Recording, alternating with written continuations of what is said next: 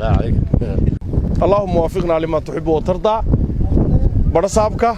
قبل كسناك ميركا دقمة عريقابو ميركو حيجينكا تليا قيبتا تلي حيجينكا قيبتا صحافة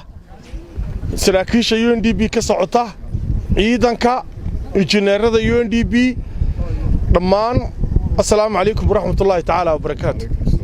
بعد السلام كل هذا الهالكي هورا كوضا ندي لكن شرع كان وافقنا إنها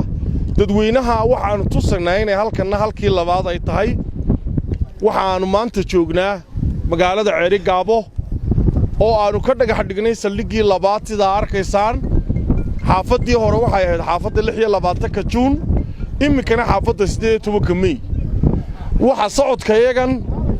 safarkayagan 5 cisho qaatay ee la yiraahdo ilaaliyaha nabadda waxa uu ahaa safar mucjiso ah waxa uu safarkani bilaabmay habeenkii qaaliga ahaa ee hadiyada qaaliga iyo xagga sare inooga timi ee habeenkii loo soo dhiibay rasuulka salaada maalinnimadeedii buu bilaabmay iyadoo wadanku fasax ku jiro ayaanu labadii saldhigga u horeeyay boorama ka dhagax dhignay waxa uu gabagaboobi doonaa insha Allah marka labada saldhigga u dambeeyo inaanu Hargeysa ka dhagax dhigna hadii Ilaahay yiraahdo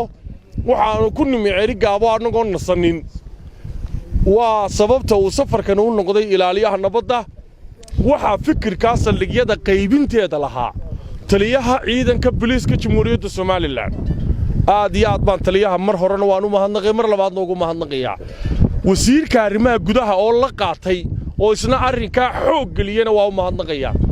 gudoomiyaha iyaga guddiga qandaraasyada waa u mahadnaqayaa waxaan u mahadnaqayaa madaxweynaha Jamhuuriyadda Soomaaliland runtii oo maskaxda waxaan oo dhan ka dambeysay qofka waxaan oo dhan loola tagay ee soo aqbalay runtii madaxweynuhu wuxuu jecel yahay waddankan inuu horumar weyn ku talaabsado waxa kale oo aan maanta halkan Ceerigaabo aan ugu yimi runtii barasaab aqooyahana runtii oo saaxiib nahay in muddadii uu joogay Ceerigaabo wuxuu ka qabtay aanu anaguba aragno barasaabaad yaad baan kugu mahadnaqaynaa wax wanaagsan oo la taaban karaano intaan soo dhex marinay gobolkaba iyo degmadaba ka aragnay meerka Ceerigaabo runtii oo aniga muddo hore oo aanu soo wada shaqaynaynay oo ku wada jirnay guddiga meeyirada markaana odayga meeyirada ahaa nin aad u sharaf badan ahaa maanta meeyir waxaad furtay wado cusub dhulkaad adigu lahayd baad meeyir bixisay oo saldhigga laga dhisaya taa meeyir qaranka kugu mahadnaqaya annagoo dawladii dhexe ka soconaa kugu mahadnaqaynaa maanta waxa kale oo mahadnaqaya hay'adaha ka wada shaqeyno sida hay'adda UNDP oo 8 saldhig ka wada shaqeynay iyo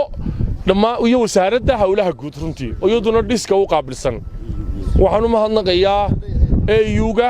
iyo Sweden oo labada wadan arkaysan lacagta UNDP soo mariyay haddaba guddiga qandaraasyada qaranku waxay hawshan ka soo galeen waxa weeye sidoo dhigay xeer number ID2 oo 2018 in wixii 5,000 ka badan hay'adaha caalamiga ah iyo hay'adaha dawladduba ay ku qasban yihiin runtii inay xeerka la raaco iyadoo la fulinayo xeerkaas oo uu saxay madaxweynaha Jamhuuriyadda Soomaaliland wixii 5,000 ka badan in ay barakiyo iyo qandaraasaba la mariyo guddiga iyagoo la ilaalinayo nidaamka cadaalada